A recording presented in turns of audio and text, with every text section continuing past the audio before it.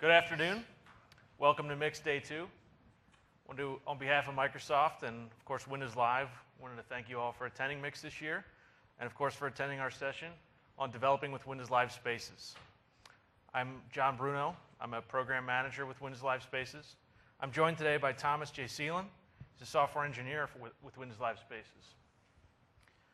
How would each of you like an opportunity to write some code, share your ideas with over 110 million users? How would you like that code to be shared across millions of users worldwide and be visualized by those 110 million sets of eyes?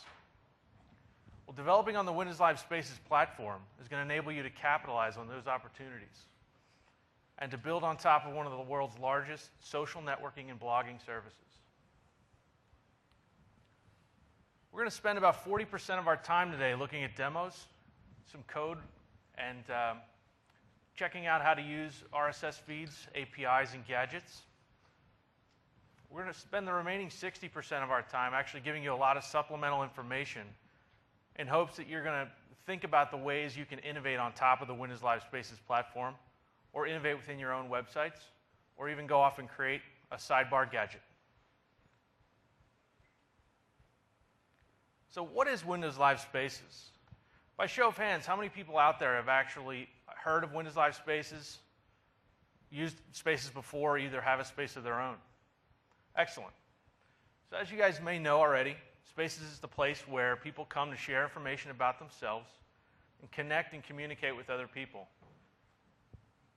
They tend to want to personally express themselves in a variety of different ways, maybe through their personal profile, a blog, photos, a social network, or even a gadget.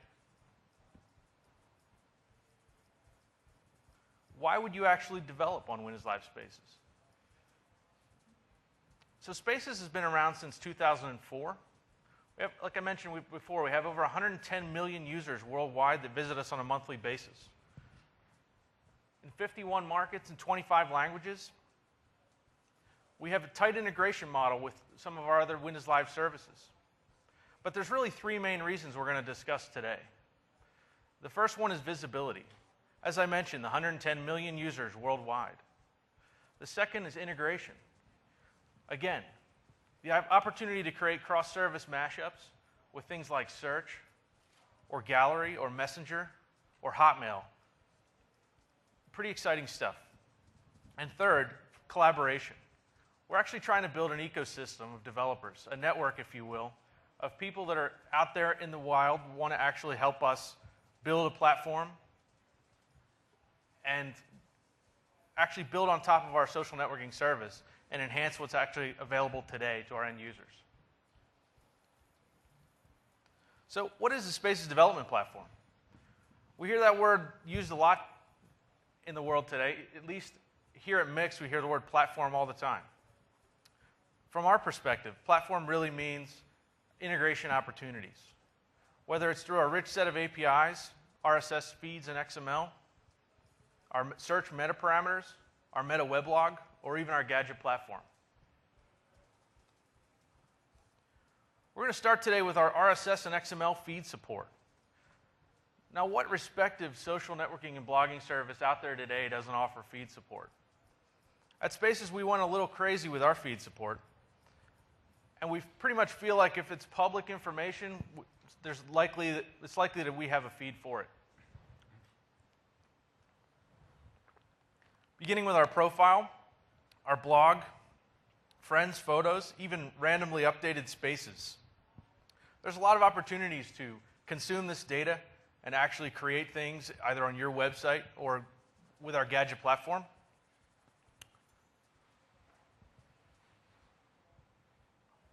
We're going to start by actually looking at Spaces, looking at our RSS entry points. And then we're going to look at an RSS demo that actually uses some simple C# code to consume the RSS feeds. So what I'm doing is I'm launching our MIX07 space, which is available at spaces at mix07.spaces.live.com. And as you can see, we have a couple of different modules here that are loading up. Start off, we've added some RSS feeds from Channel 9 at msdn.com, talking about our Mix Buzzcasts, as well as the Twitter feed, that those of you who are on Twitter actually getting these updates to your phone real time. We've added a weather gadget for Mix Weather, our countdown gadget.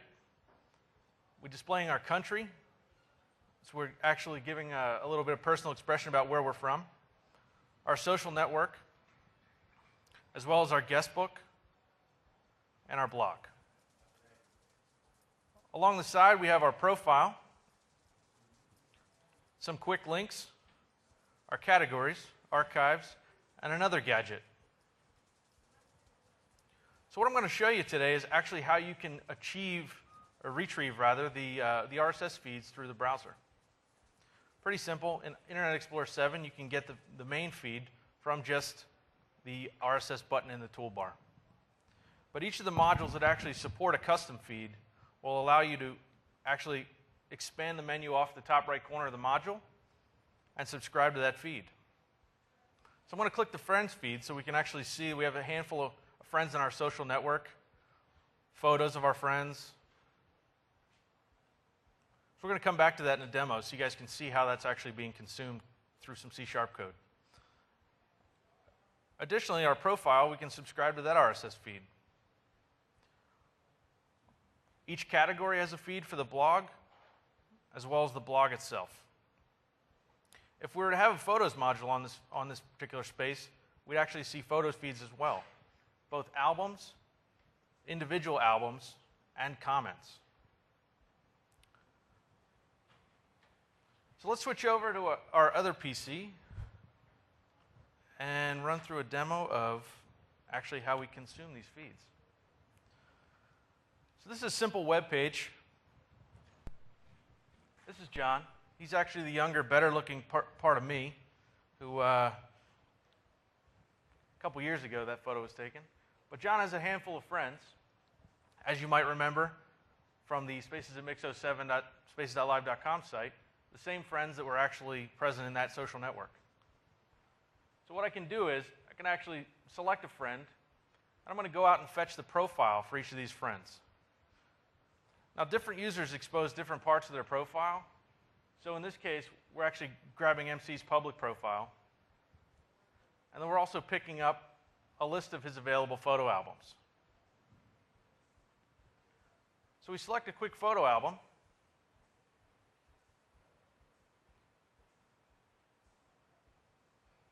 After the old postback finishes, we actually see that MC has a handful of photos. Now, in this particular demo, we're only pulling back about 4 photos, so we give you guys an idea of just how this thing can work with just a handful, but in reality, there could be 150 photos in that album. So just so you know, this is not bogusly set up. I'll show you that I'm even my own friend, and I have my own photo albums. I want to show you guys some pictures of my first days in Redmond with snow. Well, we should probably refresh that so we can actually get them. Let's pick a different album. That's the problem with live demos. Okay, so you get the idea. If this was actually working, you'd see 4 photos there. Okay, so let's actually recap what's going on here. We have a simple C# web page. We're iterating 4 feeds. For starters, we grab the friends feed. We iterate through the list of friends, and we build a list box. From there, we actually go, in the postback event, we go and grab the profile for the person that we just selected off that friends list. From there, we get the actual list of albums, and then we iterate that album on the postback and pull off the first 4 photos. Now, how does that actually look from a code perspective? So for posterity, I actually give you guys a quick look at what these feeds are, how they're represented in XML. For anyone who's spent any time consuming RSS, it shouldn't look very strange to anybody. But as you can see, very simple RSS feed to grab the friends. In our C# application, on the initialize, we actually go and fetch the feed URL that gets us started. So in our web config, I actually supply a feed URL to the particular space. Now, as you'll notice that all spaces within our service are aliased at spaces.live.com. So whether that's my personal space at jpbruno.spaces.live.com or Thomas's at t.spaces.live.com, our APIs pretty much work the same way, where if you're looking to consume a feed off of a particular module, we will have that module listed here and then a whack feed.rss. So for photos, it would be whack photos, whack feed.rss. Just to give you guys an idea how the syntax works. So going back to that C#, as I mentioned, we actually iterate that feed. We get back a list of friends from a node list. We actually go and we do a little work to convert the ID that we get back from that friends list. And this is kind of an important piece of data, because when we want to go access other people's spaces, we can't do it by alias. We don't expose it that way. We expose what we call a SID. And a SID is the unique identifier that lets us resolve to that actual space. And we support a format that's a CID-hex of the actual SID.spaces.live.com to get you the data for that particular user. So you'll see I do a quick hex conversion for that SID that I'm then going to use later in my select box as a parameter. So on the friends selected index change event, we go and we fetch again from this little RSS retriever object that we created. I should preface this by saying that I don't write code for a living. So this actual code I would not ship, but for purposes of demo, it's good enough. Thomas is the guy that writes the shippable code. So we see our method for getFriends event, or getFriends method rather.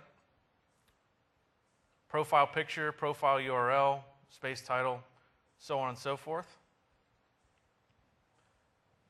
Once we have that information, then we're going to go off and we're going to fetch the profile based on the SID of the user that we just extracted from that friends RSS. We pump out some metadata about the user, and then we go and we draw that list of photos. So I'm going to flash back to the actual demo so you guys can see the actual SID-based URL format that when I click will actually send me to the profile feed on my space.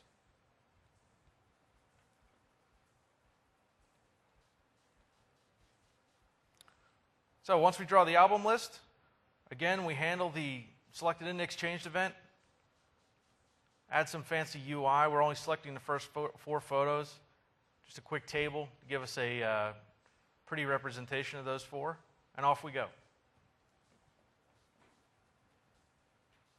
So one additional thing that I find interesting about our RSS feeds is that we talked a little bit about the updated spaces random feed. And what that is it's a running list of the last 50 spaces that were recently updated. This is a great inroad to actually create a pretty cool mashup. So if I was not to select a particular user and I wanted to select a particular set of users, I might change my web config to actually hit the updated spaces link, fetch a whole list of SID-based URLs, and then go and iterate on those friends. So what would be interesting about that is I might be able to create a random friend photo viewer or something along those lines where I can create a mashup of photos from just a bunch of random people who are using spaces.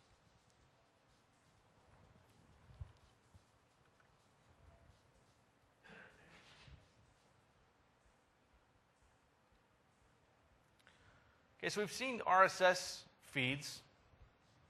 We're going to talk a little bit about APIs.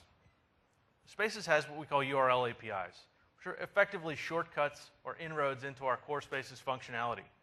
They're very simple ways to integrate your service or your website with Spaces with little or no knowledge of actually what's going on inside our tool. Some examples of URL-based APIs are a blog it and send message, add gadget, or view friends. If you guys attended the 30-minute social application where they actually built the mashup social application on top of Spaces, you may have noticed they used the blog it API to actually publish a blog entry from that UI. Our Meta Weblog API is something we've been supporting since almost day one. It's a standardized blog API that's an XML RPC-based API. It's primarily used to get and set attributes of blog posts. without actually doing anything over a URL line.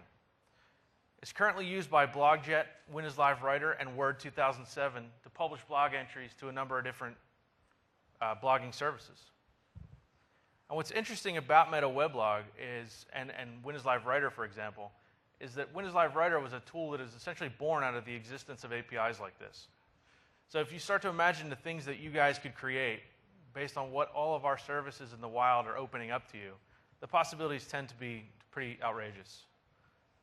So for those of you who are not actually taking notes, there's no need to take notes because everything we talk about will be available at dev.live.com/spaces. So feeds and APIs are pretty interesting, but most mashups really, they become cool, want to integrate with search. And for those of you who don't use search.live.com, you definitely should, because there's some very cool things you can do with it and enable certain mashup scenarios. So the thing we're going to talk about today is the meta parameters that you can pass into search that actually allows you to do very targeted based searching. So you could search blogs, spaces themselves, you could search for people, or you can even search by market. So if I wanted to actually go and maybe create a quick search across a bunch of blogs that are interested in people who may be blogging about random vacation experiences, this is a quick and dirty way to actually do that.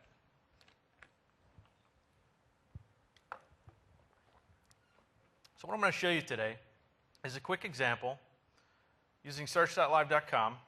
If I always specify a keyword called paradise, we're going to actually search a specific space, in this case my personal space, and we're passing a meta parameter for blogs.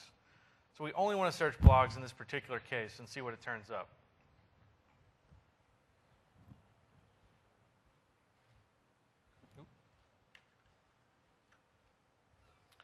Okay, so as you can see, it returned one entry. Very targeted search, but let's assume for a moment that we don't want to target just blogs. We just want to target things like the entire space. By simply removing that meta parameter, I now search the keyword paradise across my entire space. And suddenly you have a very powerful little search routine that can be embedded into a gadget pretty quickly.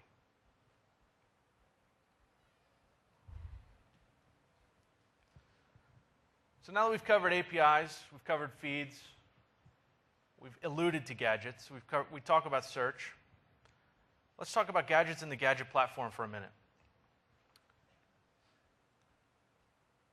What are gadgets? How many people out there have actually seen a gadget, heard about gadgets, maybe written a gadget? Awesome. So before I even go there, you may see one of these on your seat. For those of you who haven't written a gadget yet, this is exactly what you need to get started.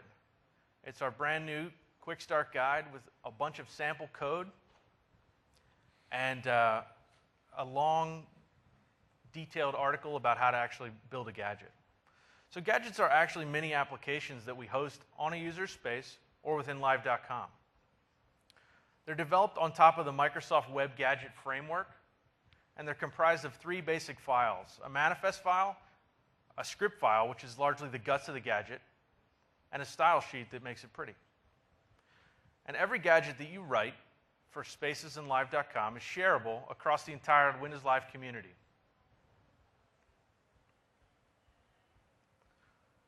So we mentioned Gallery. What exactly is Gallery?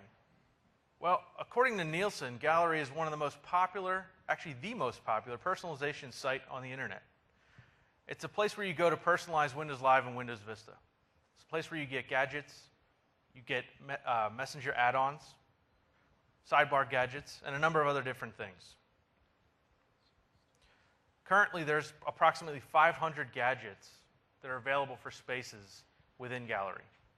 And we're hoping, after this talk, that there'll be 500 more. So before we go any further, I'm going to turn it over to Thomas J. Zeeland, who's going to actually walk you through a quick demo about how to add a gadget to your space. And you're going to be surprised at how simple it is.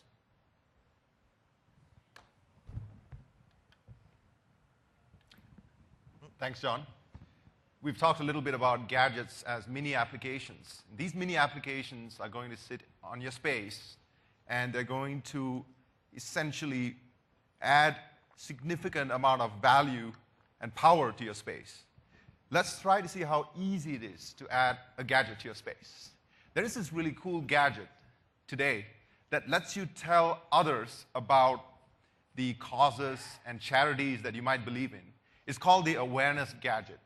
We're going to find the Awareness Gadget from Windows Live Gallery and add it to our space. There are 3 steps here to keep in mind. The first step is to go to Windows Live Gallery. Then, at Windows Live Gallery, find the gadget that you want. In this case, it's the Awareness Gadget. Once you find the gadget, add the gadget to your space. And we're finished. 3 easy steps. Let's try to find the Awareness Gadget now. We're at Windows Live Gallery. The URL for this site is gallery.live.com. And on this site, you will essentially see 2 basic portions. The top of the site is a search bar. And at this search bar, you will be able to type the name of a gadget, if you know the name, to find the gadget immediately. On the other hand, if you're just browsing around, you'd like to find one of the 500 gadgets, or at least 500 gadgets posted on the gallery, then just check out the links to your left or in the middle of the site. Since we know the name of the gadget in this case, we're going to type it in the search box at the top of the page. So let's go ahead and do that. So having typed that in the search box, we're going to click Search, and we should see a list of results, and hopefully the Awareness Gadget. So having clicked Search, we see a bunch of results here, and the first gadget there with the green ribbon is the one that we're looking for. It's the Awareness Gadget. So we found the gadget in Gallery, and we're ready to add it to the space. Let's click Add, and add it to our space.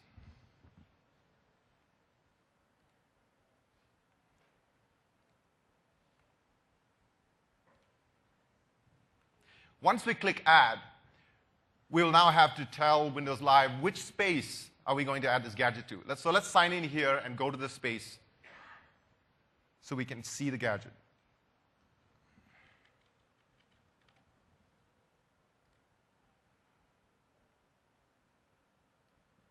We're almost there. We see a little confirmation page to say, are you sure this is the gadget you want to add? Are you sure you want to modify your space with this gadget? Everything looks good. Notice the beautiful ribbons. Each ribbon represents a set of causes, for example, animal protection, self-injury for the gold ribbon, and so on. Once we're ready to install the gadget, hit Install, and we are done. We're back at the space, and we have the gadget in author mode. Here, we can make some further customization of the gadget because the gadget is ready to be viewed to the audience. We will make some changes, very minor changes. Let's register for the red ribbon. We're happy with the font color of the background. We click Save. The settings have been saved.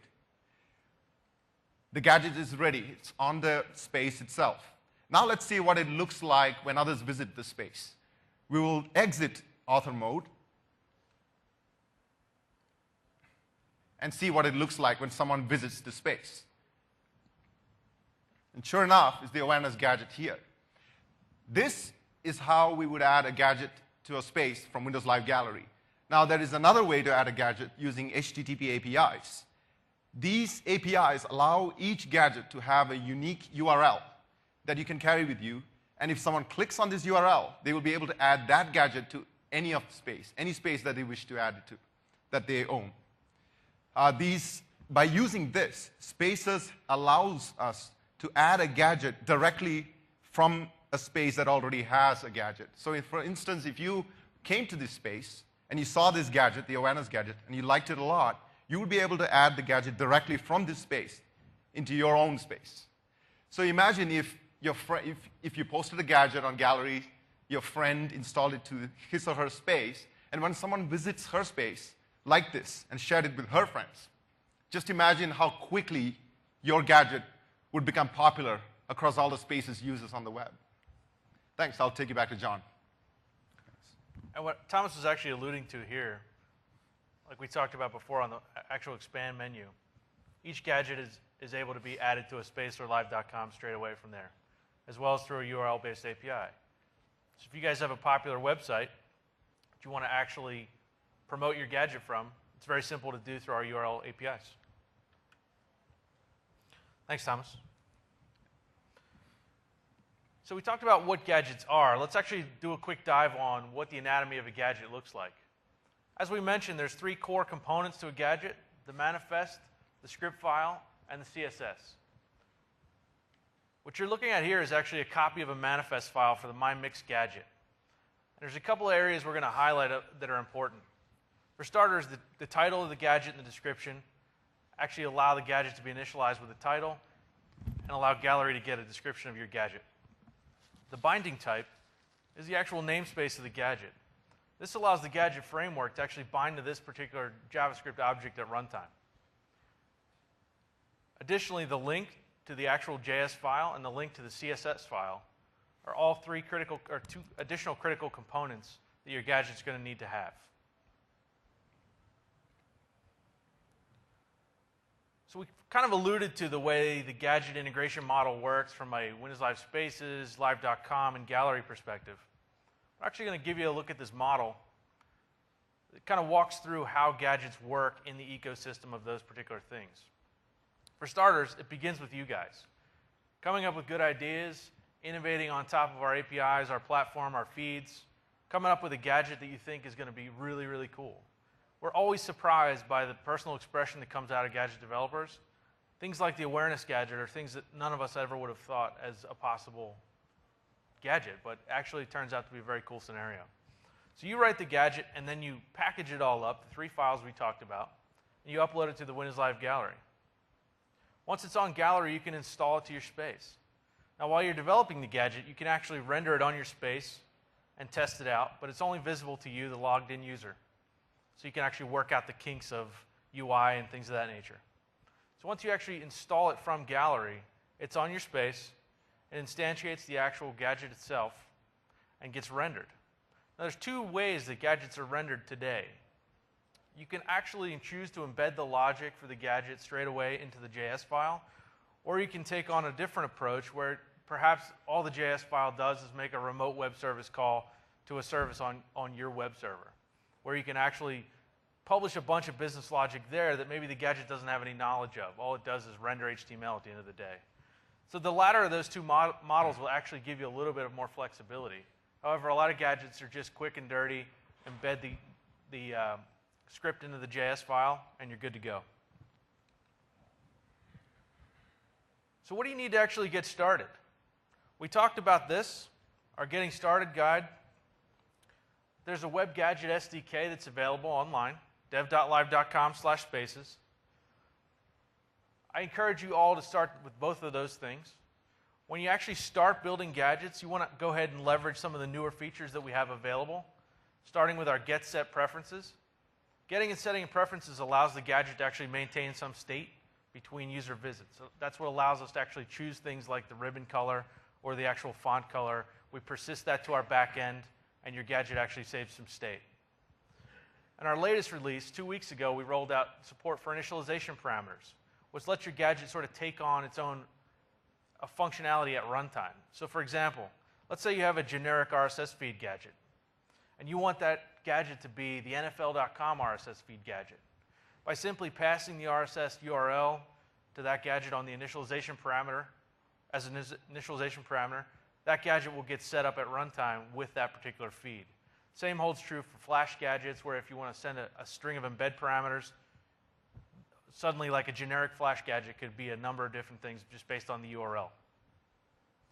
So once you actually build, we talked about uploading it to live.com, installing it on your space, promoting it through URL-based APIs, and actually just telling your friends, blogging about it, getting your ratings up on Gallery. And as I mentioned, if you need any more information, dev.live.com/spaces. So we talked a lot, we gave you a lot of supplemental information, but Thomas is going to take you through a deep dive on what a gadget actually looks like from a script perspective, and he's going to spend quite a bit of time actually doing that. Thanks, John. Switch. All right, let's head over here.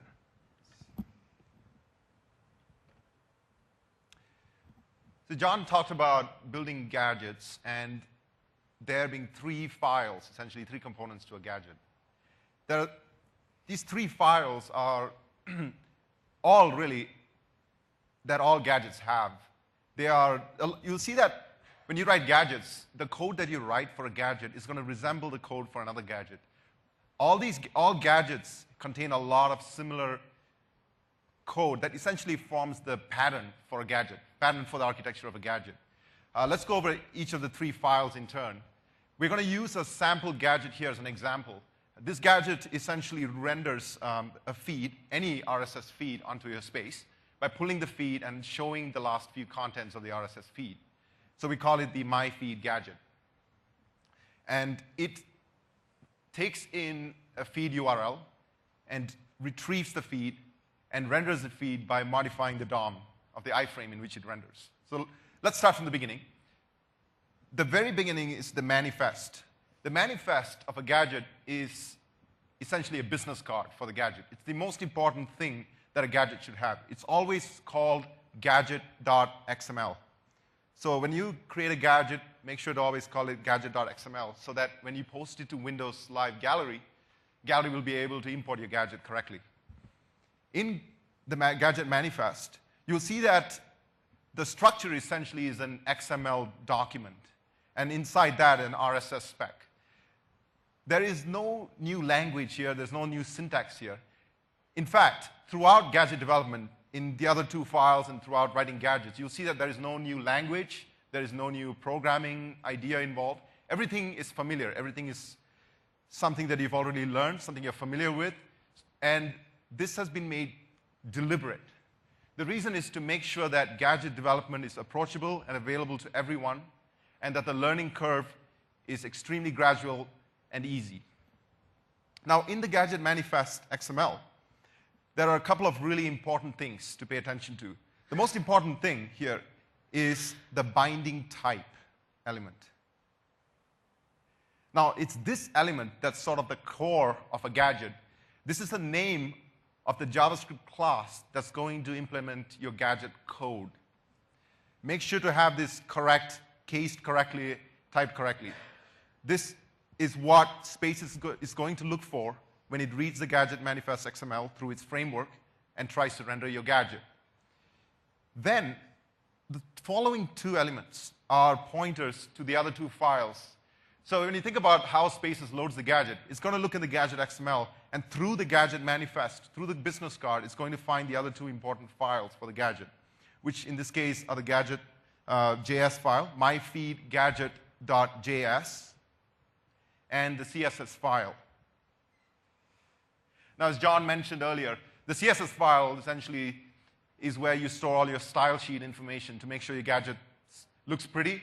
But in addition to that, it also keeps your UI work abstracted away from the gadget in a pretty nice, basic, clean encapsulation model. These are actually links. They're actually relative URLs. So when you when you create a gadget manifest XML, be sure to have relative URLs, relative paths to your JS and CSS files here. Absolute URLs will not work. Now that we've seen what a gadget manifest XML looks like, by the way, the other 2 elements here, title, description, should be pretty self-explanatory. Title is just some basic heading, and description is a description for the gadget.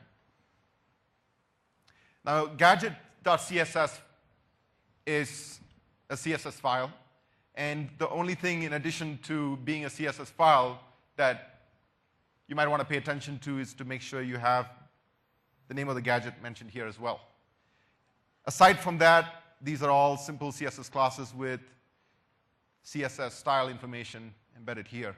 Having it here makes gadget development extremely easy, because in your gadget code, all you would have to do is to assign the appropriate style classes to the appropriate elements that you have in your gadget.js file. So that's the CSS file. Now, finally, and most interestingly, is the gadget.js file. This gadget is a very basic gadget. It pulls in an RSS feed and displays the last few elements of the RSS feed. However, the interesting thing about this is that we're going to see how much of this code is going to look more and more familiar to you as you write more and more gadgets. I'm going to show you how much of this code is actually shared code or standard gadget code that you'll become extremely familiar with. The first thing you'll see here is the line to register namespace. Now, notice that this gadget's named Microsoft.live.spaces.myFeedGadget. So we have assigned a namespace to this name of this class or this JavaScript closure or prototype that implements this gadget. When you have something that has a namespace associated with it, be sure to register the namespace. Register namespace ensures that namespace elements and scopes have been created before your gadget is actually defined. After register namespace is the standard constructor for the gadget. Notice the name Microsoft.live.spaces.myFeedGadget. That's the exact same thing that you see here, the binding type that we referred to. So it is that exact name that Spaces and the gadget framework is going to look for when it looks for the code for your gadget.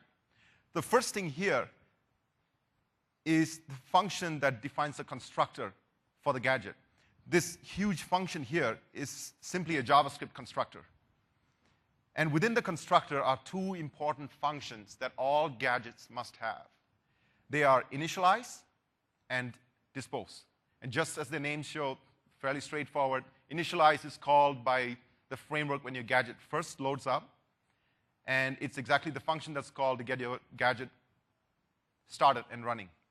Dispose is called at the end when your gadget shuts down, when you leave the page, when you navigate away from the page that holds the gadget. So if you were browsing a space and you had a gadget, dispose will be the last function called. So here is initialize and dispose. These functions must be declared in the JavaScript file for your gadget. One small note about dispose. Now, we tend to think that JavaScript is a managed runtime environment and a managed language. Well, that's only partially true because, unfortunately, memory leaks can still happen in JavaScript code. And therefore, memory leaks can also happen in your gadget code. And we don't want to have memory leaks. So be sure to null out, clean out any variables that should be cleaned out. Make sure to handle closures correctly. And be sure not to leak any memory so that applications or spaces that have your gadget hosted do not start leaking memory when people browse to the space. A quick run back to initialize. Now at initialize, notice the first method here. That's essentially a call to the base initialize function. This is a sort of an approximation to polymorphism where we are trying to emulate the behavior of a base class and a derived class. The idea here is that even though JavaScript doesn't have a notion of polymorphism, base classes, or derived classes, the framework has been pretty clever to make the benefits of polymorphism still available. And as a result of that, you will be able to share code by having it in a base class and be able to consume shared code by deriving from a base class if it makes sense to do so. So always do that as the first thing in initialize, and always do that as the last thing in dispose. Following that is code that performs the work for the gadget. We'll get back to this in a second. Now, once you finish defining a function, once you finish defining initialize, be sure to register the function in the framework so that Spaces and the framework will be able to call your gadget's initialize function. Likewise, the same thing for dispose. These are standard functions that need to be registered with the framework, so be sure to call them. Now, be sure to register them, excuse me. So following the definition of dispose, line 119 is the registration of dispose. And finally, here's the rest of the code for the gadget. We'll get back to this in a second. But finally, at the end of this large constructor's definition, be sure to register the function itself, be sure to register the function or the constructor itself with the framework. So a quick recap, register a namespace if your gadget has a namespace. So in this case, when you call register namespace, be sure to do so if you have a namespace. Then declare your constructors down all the way. Within the constructor itself, make sure to have initialize defined. Once you've defined it, register it. Then same thing for dispose. Same thing, register, dispose. And finally, at the end, be sure to register the class itself with the framework. Now all this is standard gadget code that you would see in every gadget. And that's pretty much summarizes the basic design pattern of a gadget. Now let's get back to this gadget and see an example of some of the APIs that your gadget could use to become really powerful. There are two really interesting ideas that your gadget can take advantage of. John mentioned preferences, getting and setting preferences, and also initialization parameters. The other thing that your gadget can do, which is really, really incredibly powerful, is to make network calls. Your gadget can actually interact with a web application outside so that you can actually have a pretty lightweight gadget running in spaces, making heavy calls or delegating the heavier, more complicated calls to a web application on the internet, and then making HTTP requests and getting responses back to do its work. And that's sort of what this gadget is doing. This gadget is relying on an RSS provider somewhere in the internet cloud, and it's going to initialize and it's going to fetch the RSS feed and render the RSS contents into the iframe's DOM itself. So let's take a look at how that happens. So at the very beginning are some variables that you declare, standard stuff. And at initialize, after we have the standard code for calling the base initialize, you'll see the first thing that this gadget says is mmodule.getMode. This gadget is saying, well, what mode am I running in? Am I running in Spaces visitor mode, or am I running in author mode? It's very important for a gadget in Spaces. It's really interesting because Spaces gadgets or Spaces applications run in either a visitor mode, which is when a space is being visited by a user, when the space is being viewed by a user, or in author mode when the owner of the space is editing the space. And you would obviously, as a developer of a gadget, want to show some UI, customization UI, properties and settings UI in author mode. Then, let's assume for the sake of this walkthrough that we are in visitor mode. Once the gadget determines its mode, it tries to get the settings that it saved. Now, the powerful feature of Spaces gadgets and even Windows Live gadgets as well is that gadgets can persist a small amount of data that they can then retrieve. They do that using get and set preferences, and that's exactly what get settings does. So if you take a look here, get settings retrieves two preferences. The first is the feed, and the second is the color of the body of the gadget. So if we imagine this gadget in author mode asking for a feed, this gadget then sets the feed URL as a preference into the space so that if someone else came later to visit the space, they would be able to, the gadget would be able to retrieve that URL, saved URL, and then use that in the code. So that's exactly what is going on. It fetches the URL, it fetches the body color, and sets the body color as a style for its background. That's what's happening here after get settings. Then it uses the URL, the feed URL, and it says, well, is this URL empty? Is this URL valid? Is it a non-empty URL? And if it is, well, let's get started. Let's get running. Let's get the feed, and let's render the RSS feed itself in the gadget. It calls setup viewer, which sets up the UI of the gadget, prepares the DOM with the heading, the footings, and so on. So let's take a look at that really quickly. It calls setup title panel and setup headline panel, which are some other functions further down. And these essentially dynamically attach div elements and other HTML elements to the DOM of the iframe in which the gadget is rendering, so that you can have some pretty UI. Notice that it sets the HTML as loading. That's the initial work that the gadget is doing before it actually makes the network call. Now, once that is done, the gadget says, okay, I'm ready now to make it happen, make the magic happen. I'm ready now to go get the RSS feed behind the URL and show it. And that's exactly what get feed does. So get feed, when called by the gadget, makes a network call using web.network.createRequest and attempts to retrieve the feed. This is an extremely powerful function. This is what makes a gadget a truly powerful application on the internet. It's an application that isn't hermetically sealed and contained within itself. It's an application that can interact with other applications on the internet. Create request is also asynchronous, so that when the method is called, it doesn't force you to wait until the feed or the network call completes. It doesn't block the UI. It doesn't block the IE or the Firefox rendering thread. But to make sure that an asynchronous call works properly, we provide it with the, let's see here, am I in the right? That's right. Construct feed. We provide it with the name of the callback function, so that when the call actually finishes, the framework returns back to on-feed received so that we can continue executing the gadget code. So get feed makes the asynchronous create request call and provides the on-feed received as the callback function. On-feed received will be called once the network call completes and once the response is available.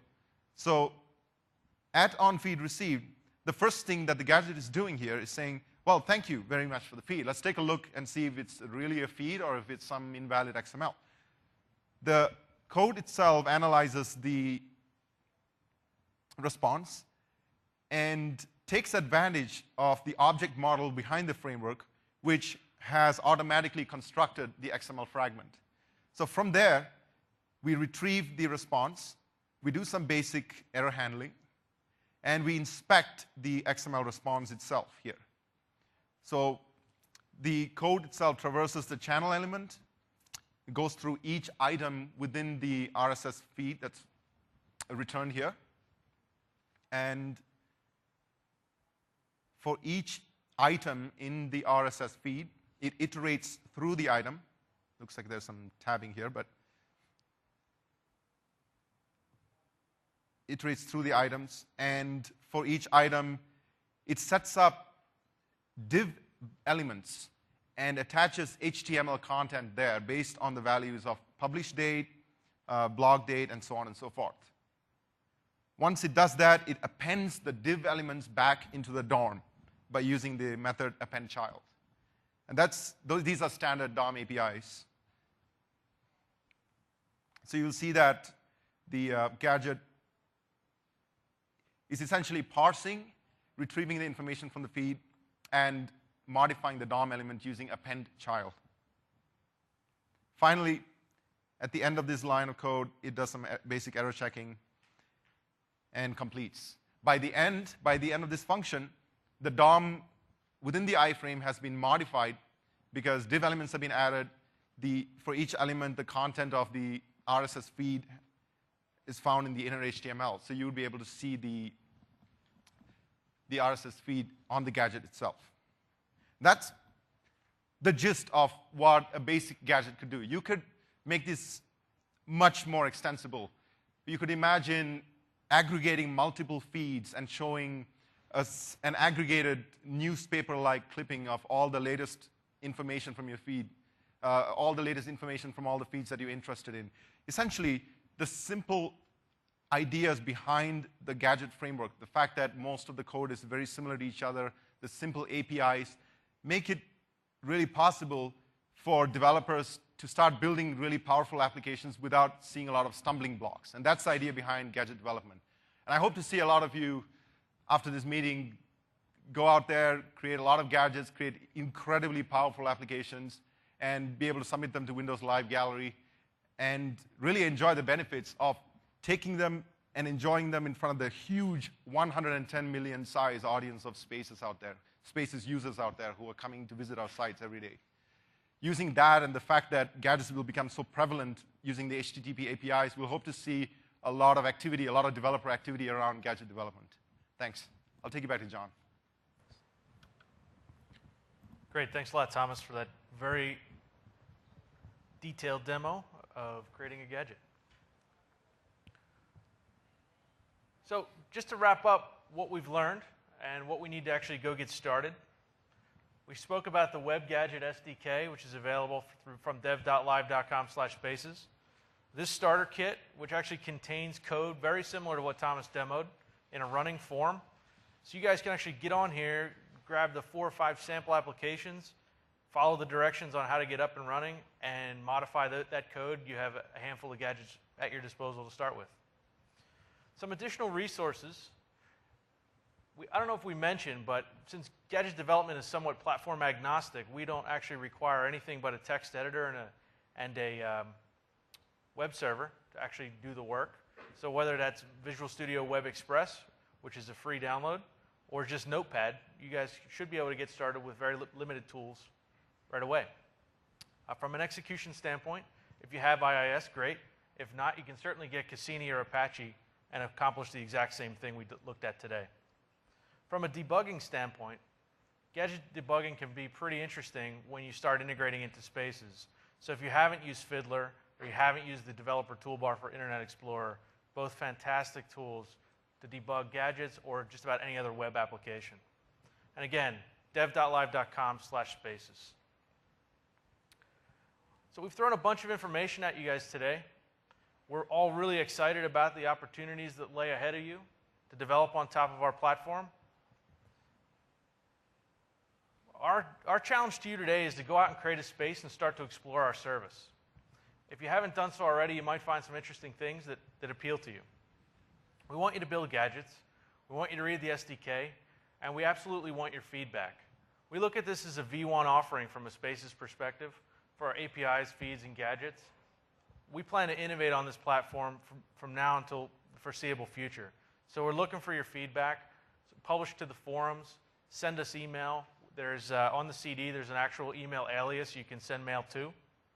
Come up and talk to us after the session if you have some direct feedback for either one of us. After you build your gadgets, publish them to Gallery. Feel free to consume our feeds and build some pretty cool mashups on top of our APIs and our search.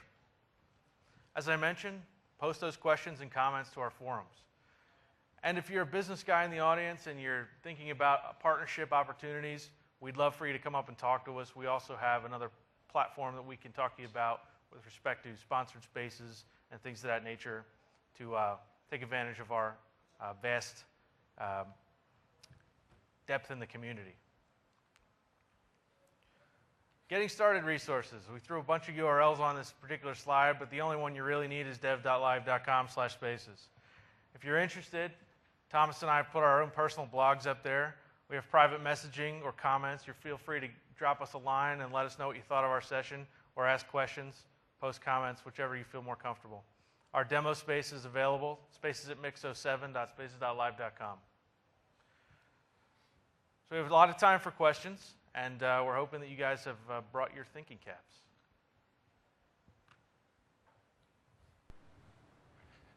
Quick question. What's the market share of Spaces compared to MySpace and Facebook? Are MySpace and Facebook still like 90+% of the market? So I will tell you that I'm not familiar with the total market share numbers, but I'll give you the numbers that I do have. We mentioned over 110 million users worldwide per month. We get about 2.5 billion page views a day across the world, and we have over 93 million spaces created. So I'm sure by using ComScore or one of those type of tools, we could probably figure out what our market share is, but off the top of my head, I couldn't tell you. We feel we have a compelling offering from an international and U.S. perspective. Yeah. Yes.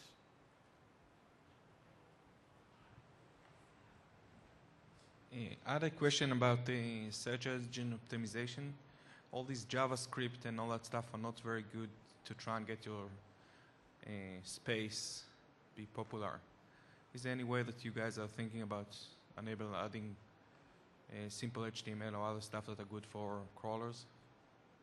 So the question was whether or not we're going to offer HTML as a way to customize the space? Or make it more crawler-friendly, web crawler-friendly? In terms of the actual space layout, are you talking about, or the gadgets themselves? A combination. It's if, say, the bot for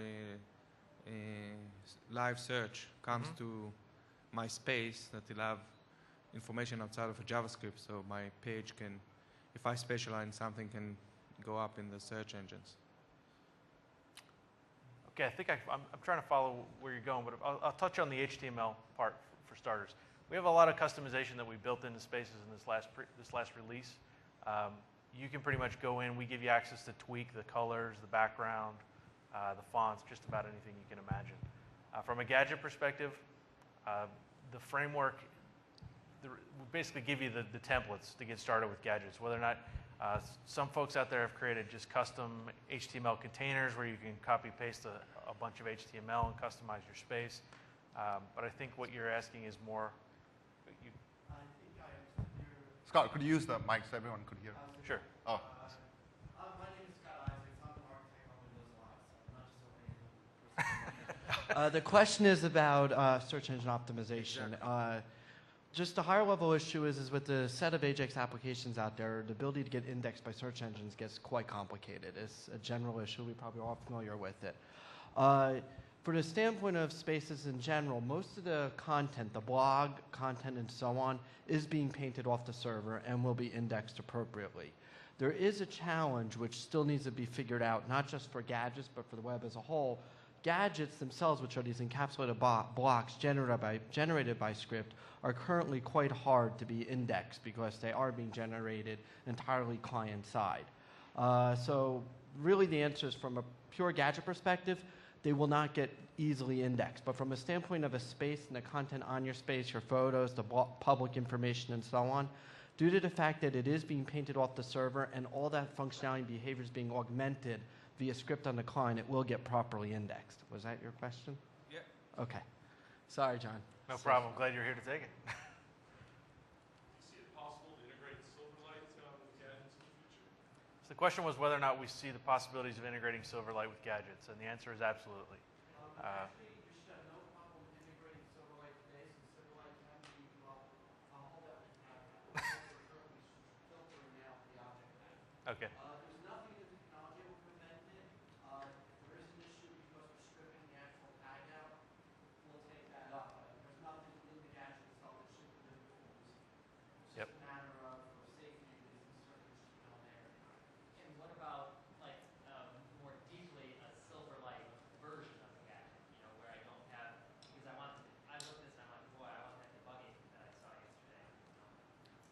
Does that make sense? Yes, absolutely. So you're thinking about it. Well, you would be able to build a Silverlight component today entirely encapsulated and debugged it, and then just reference it included into the HTML of your page. Right. And that will work.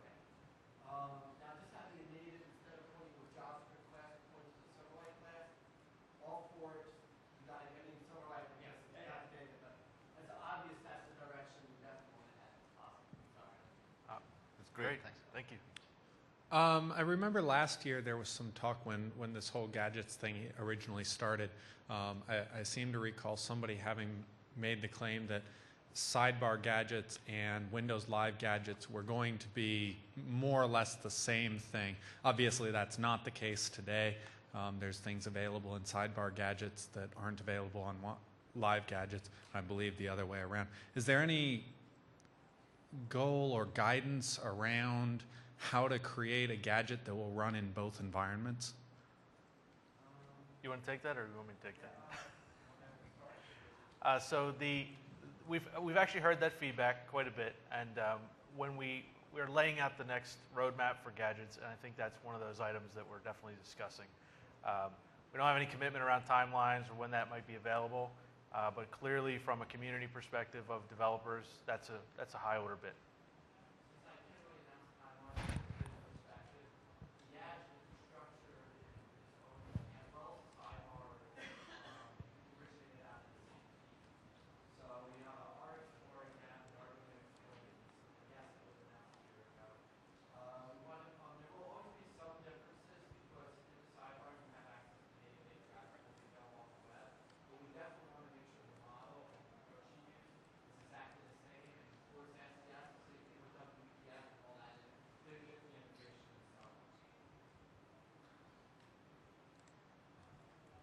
All great questions.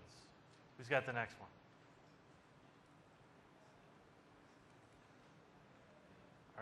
Over there. We got one here. Just curious about the blog it links. There's a practical limit on URLs, right? Which is depends on the browser, depends on the context. And it looked like the URL structure you had was escaping what could be a lengthy URL, what could be lengthy actual description of the content. Sure. Have you bumped up against practical limits there? And can you just talk a little bit about the blog Absolutely. API? Actually, the practical example that I use is the best example of that particular issue is MSNBC. If you use MSNBC today, you get the blog it link that allows you to blog about that particular article. What MSNBC does is they actually clip it to an article title, provide a link, and then jam that into the URL structure. So you're not actually grabbing the entire content of the article, but rather just the link itself. So. Does that present any constraints, though? I mean, if you're trying to fit that into 512 characters or something, if the post title is X long? I mean, we haven't actually got a lot of feedback about that, but to be honest with you, I think that's what meta weblog's power is. If you want to start doing lengthy type of things or richer type of blog posts, meta weblog's a better. So that's the other question. I work with meta weblog a lot, and it kind of sucks. Have you guys thought about Atom? Do you have an interest in supporting Atom, or is it like It's funny that you mentioned at the bottom of a long list? It's actually definitely come up in the last week or so, and something we're going to be looking at. Yep. Okay, cool. We are actually joined with the Windows Live Writer team, who spends a lot of time looking at APIs like Atom and things like that. So consider that on my radar and something that we're talking about. Cool. Yeah, I work with 6 Apart, so if Okay. we can help out, let us know. Got another one? Those T-shirts are a hot item. People are asking for more. If you've not heard about it. I don't know if Bruce is here. I know Chris is here, but if we don't have T-shirts, we definitely have CDs. And I think in the custom domains one next, I think the next Windows Live session, they should be there as well. So Okay. no smalls and mediums, but I think larges, extra larges will definitely be there. So definitely make sure to pick one up. I always tell Chris that swag is popular with the dev community.